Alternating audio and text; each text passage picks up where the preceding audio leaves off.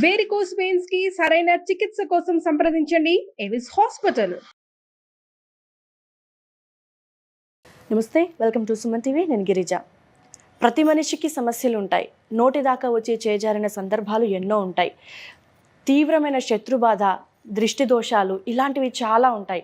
So ఇలాంటి సమస్యలు మనకు ఒకటా రెంటా చెప్పుకుంటూ పోతే మనిషి జీవితంలో అనేక సమస్యలు. సో దిష్టి తగలడం కానివ్వండి, లేదంటే శత్రు భయం కానివ్వండి, లేకపోతే ఉద్యోగంలో రాణించకపోవటం, మనకు చాలా పనులు చేయదాకా వచ్చి ఆగిపోయిన సందర్భాలు ఎన్నో ఉంటాయి. సో మనకి డిసెంబర్ 8న కాలభైరవాష్టమి వస్తుంది. సో ఆ రోజు ఇలాంటి సమస్యలన్నింటికి ఎలాంటి పరిహారం చేసుకుంటే మంచిది అని తెలియజేయడానికి వాళ్ళు మనతో పాటు ఉన్నారు ప్రముఖ జ్యోతిష పండితులు బ్రహ్మశ్రీ నందిభట్ల శ్రీహరి శర్మ గురువు గారు ఉన్నారు. వారితో మాట్లాడి తెలుసుకునే ప్రయత్నం చేద్దాం. గురువు గారు నమస్కారం. వాగర్థ విభ సంపృక్తౌ వాగర్థ ప్రతిపత్తయే జగతః పితరౌ వందే పార్వతీ పరమేశ్వరౌ. సదాశివ సమారంభాం శంకరాచార్య మధ్యమాం అస్మదాచార్య పర్యంతం వందే గురు పరంపరాం.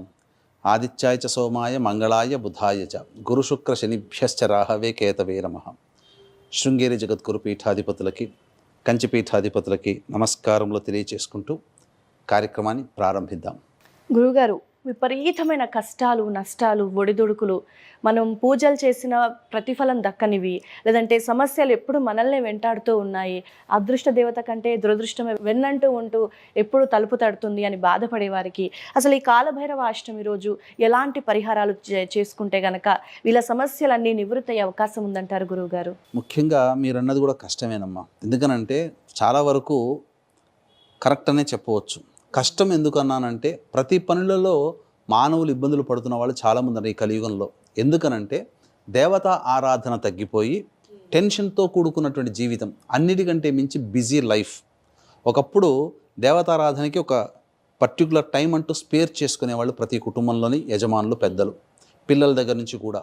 కానీ ఉరుకుల పరుగుల జీవితంలో ఉండడం వల్ల ఆ దైవాన్ని మనం విస్మరించడం, తద్వారా నకారాత్మక శక్తి అనగా నెగిటివ్ ఫోర్స్ అనేటువంటిది మన ఇంట్లో, మన బాడీలో, ముఖ్యంగా మన పనులలో అన్నిట్లో ఈ నెగిటివ్ ఫోర్స్ ఉండడం. కాబట్టి ఉద్యోగం చేస్తున్న వాళ్ళు ఏమైనా ఆనందంగా ఉన్నారు అనుకుంటున్నారా?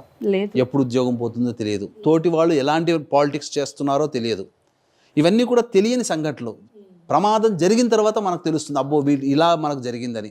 అలాగే సాఫీగా బండి నడుపుకుంటూ ఉంటాం, కానీ మనకు తెలియకుండా అనేక ప్రమాదాలు జరగవచ్చు. అందరూ మంచివాళ్లే, కానీ దైవానుగ్రహం లేకపోవడం వల్ల ఇలా విపత్కర పరిస్థితులు అనేటువంటివి ఉంటాయి.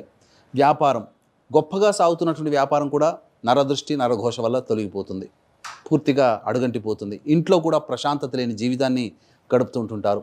ఇంకా ముఖ్యంగా చెప్పాలంటే ప్రతి మనిషికి కూడాను ఏదో ఒక సందర్భంలో ఘోరమైనటువంటి కష్టాలు అనుభవిస్తూ ఉంటుంటాడు.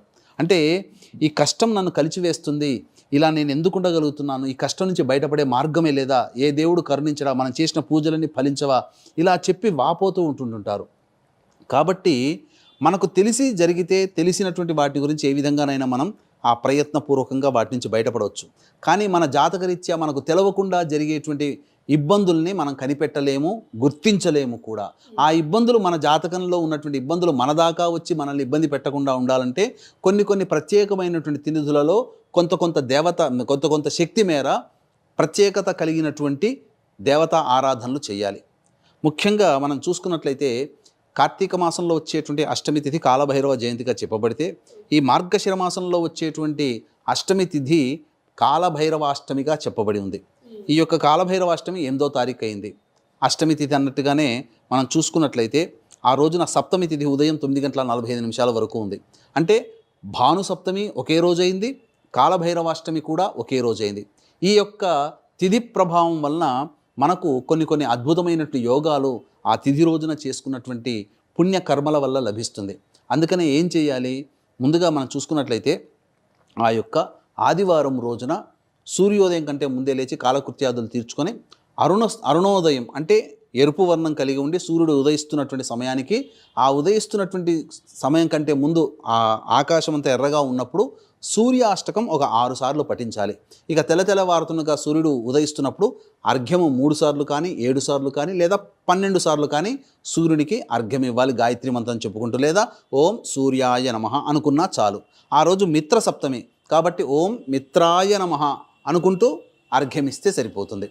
ఇచ్చిన తర్వాత ఆ రోజంతా కూడాను వీలుంటే ఉపవాసం ఉండే ప్రయత్నం చేయాలి. ఆ రోజున మద్యపానము, మాంసాహారము, దాంపత్య జీవనం నిషిద్ధము. ముఖ్యంగా సెలవు వచ్చిందంటే మన వాళ్ళందరూ చేసేటువంటి పని ఏంటంటే హెయిర్ కటింగ్కి వెళ్తారు. హెయిర్ కటింగ్ చేసుకోవడం కానీ, షేవింగ్ చేసుకోవడం కానీ ఆ రోజు చేయకూడదు. ముఖ్యంగా ఆదివారం నాడు ఏవైతే చేయకూడదని అంటామో అవన్నీ మనం చేస్తూ ఉన్నాం. కాబట్టే మన జీవితంలో ఇబ్బందులు అనేటువంటి ఎక్కువగా కలుగుతున్నాయి. ఇది వాస్తవాన్ని శాస్త్ర ప్రకారం నిరూపితమైంది. దీన్ని ఎవరు గుర్తించరు. ఆదివారం నాడు చేస్తే తప్పింది, మాకు ఒక్కరోజే సెలవు కదా, మిగతా రోజులు ఉండవు కదా అని అంటారు. సెలవు వచ్చిందని చెప్పి దేవతారాధనలో ఒకప్పుడు మన బ్రిటిష్ వాళ్ళే మనల్ని అజ్ఞానులుగా చేయడం కోసం ఆదివారం నాడు హాలిడే ఇచ్చి ఇటువంటివన్నీ ఏ రోజైతే ఏం చేయకూడదో అవన్నీ మన చేత చేయించే అలవాటుని పెట్టించారు. దాని నుంచి మనం బయటపడలేకపోతున్నాం.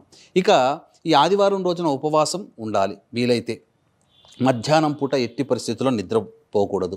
ఇక ఆదివారం రోజున ఉన్నటువంటి ప్రత్యేకత ఏమిటంటే, నరసింహస్వామి ఉగ్ర నరసింహుడుగా వెలిసిన తర్వాత అతన్ని శాంతింపజేయడం కోసం బ్రహ్మాది దేవతలందరూ ఎంతమంది ప్రయత్నం చేసినప్పటికీ కూడాను ఆ ఉగ్ర నరసింహుడు శాంతించబడలేదు. తదనంతరం ఆ యొక్క ఉగ్ర నరసింహుని శాంతింపబడేటువంటి శక్తి ఆ ఒక్క పరమేశ్వరునికి తప్ప ఇంకెవరికి లేదని గ్రహించినటువంటి దేవతలందరూ పరమేశ్వరుని వేడుకొనగా, పరమేశ్వరుడు దుర్గా శూలిని మరియు ప్రత్యంగిర సమాహారమైనటువంటి శక్తిగా అనగా శరభసాలుడిగా అవతారం ఎత్తాడు. అప్పుడు ఆ యొక్క ఉగ్ర నరసింహుని యుద్ధానికి ఆహ్వానం చేసి ఎక్కడికి తీసుకెళ్ళి వెళ్ళాడంటే, ఆకాశంలో భూమి ఆకర్షణ శక్తి పనిచేయనటువంటి ప్రదేశానికి తీసుకుని వెళ్ళి అక్కడ ఉగ్ర నరసింహుడితో యుద్ధం ఆచరించగా అతని ఉన్నటువంటి శరీరంలో ఉన్నటువంటి చెడు రక్త ప్రభావం వలన ఉగ్ర రూపాన్ని దాల్చినాడు ఆ నరసింహుడు.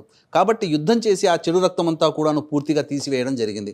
తదనంతరం అప్పుడు శాంతింపబడినటువంటి ఆ ఉగ్ర నరసింహుడు ఆ యొక్క రుద్రుడిని ఈ శరభ రూపంలో, శరభేశ్వరుని రూపంలో సంబంధించి ఆరాధన చేశాడు.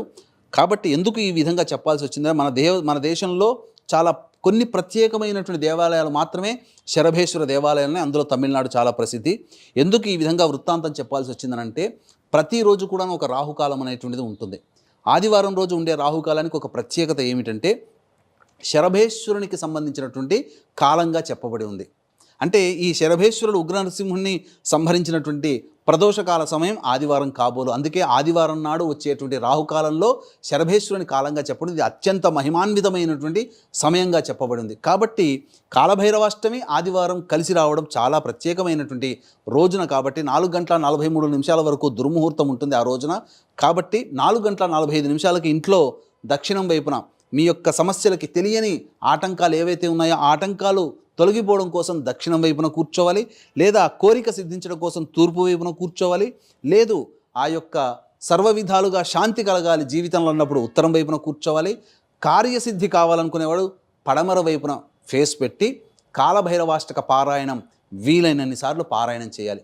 చేసి 5:45 కల్లా ముగించుకొని ముందుగా తయారు చేసుకున్నటువంటి 9 నిమ్మకాయల దండ కానీ లేదా 18 నిమ్మకాయల దండ కానీ ఆ యొక్క దుర్గా అమ్మవారి మెడలో ఆ యొక్క హారంగా వేయాలి. ఇంట్లో చిత్రపటానికైనా వేసుకోవచ్చు, లేదా దేవాలయంలోనే వేసుకోవచ్చు, లేదా ఇంటికి దగ్గరలో ఉన్నటువంటి గ్రామానికి దగ్గరలో ఉన్నటువంటి కట్టమైసమ్మ, సుంకాలమ్మ, పోచమ్మ, ఎల్లమ్మ ఇలాంటి దేవతలకు కూడా వేసుకోవచ్చు, తప్పేమీ లేదు. ఆ విధంగా చేసి ఆ ఆదివారం నాడు అనగా కాలభైరవాష్టమి రోజున ప్రారంభించినటువంటి విధానంగా 8 ఆదివారాల పాటు ఈ విధంగా చేసినటువంటి వ్యక్తికి అచిరకాలంలోనే సంకటములన్నీ తొలగిపోతాయి, ఘోరములన్నీ తొలగిపోతాయి, అన్ని రకాలుగా ఆనందదాయకమైనటువంటి జీవితం. ముఖ్యంగా ఏ సంకల్పం ఏదైతే అంటే మన జీవితంలో ఏది అభ్యున్నతి అనగా ఏది మన జీవితానికి వస్తే మన జీవితంలో మనం ఆనందంగా ఉంటామో ఆ కోరికలన్నీ నెరవేరుతాయి. అంతే తప్ప ఉన్న పాలని ఇక్కడ కూర్చొని నేను పిఎం మోడీలాగా ప్రధానమంత్రి కావాలి, లేకపోతే అమెరికాకి అధ్యక్షుడు కావాలి అంటే ఆ కోరిక నెరవేరదు.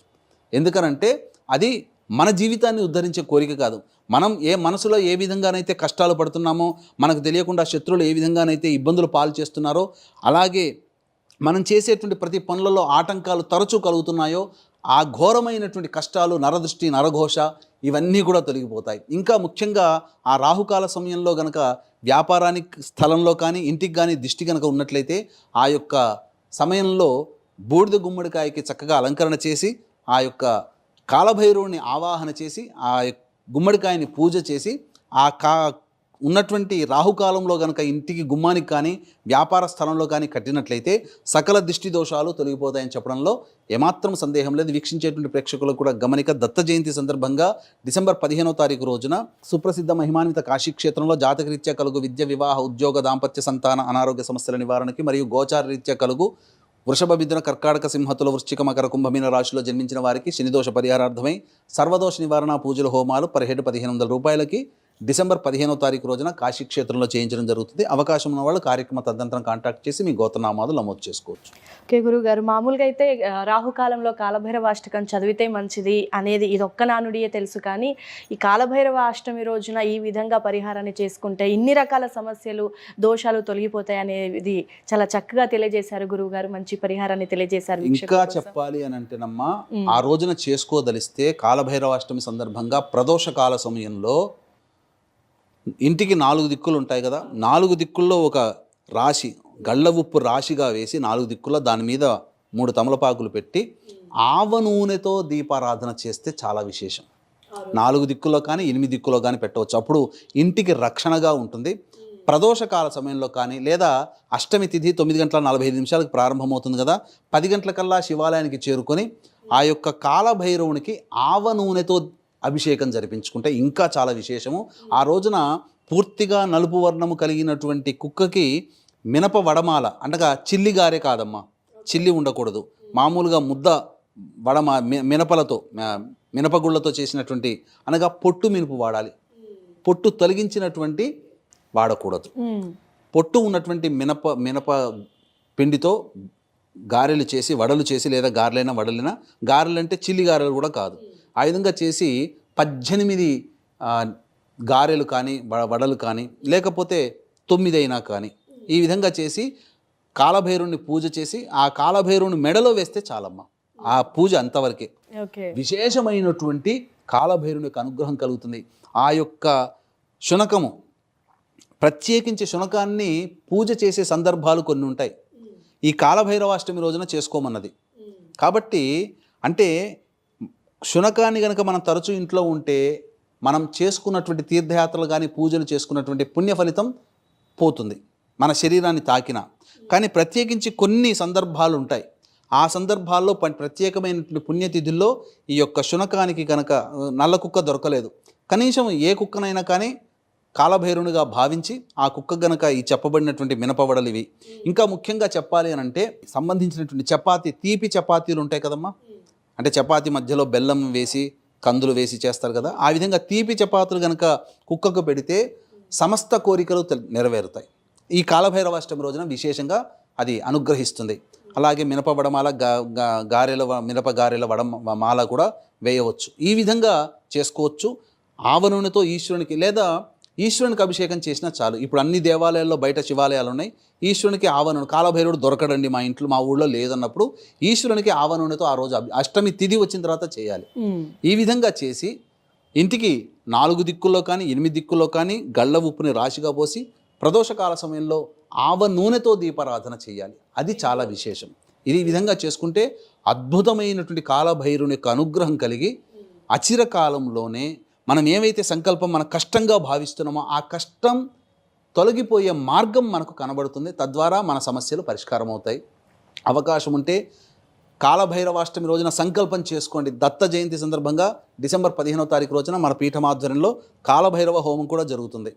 కాబట్టి ఆ చేసేటువంటి సర్వదోష నివారణ పూజల హోమాల్లో కాలభైరవ హోమం పర్ హెడ్ 1500 రూపాయలు. కాబట్టి అవకాశం ఉన్నాళ్ళు కార్యక్రమ తదనంతరం కాంటాక్ట్ చేసి మీ గోత్రనామాలు నమోదు. ఓకే గురువు గారు, కాలభైరవ అంటే ఆ రోజు చేయాల్సిన పరిహార మార్గాన్ని చాలా చక్కగా ఈజీగా అందరి ఇంట్లో చేసుకునే విధంగా తెలియజేశారు గురువు గారు. ధన్యవాదాలు. సర్వం శ్రీ ఉమామహేశ్వర పరబ్రహ్మార్పణమస్తు.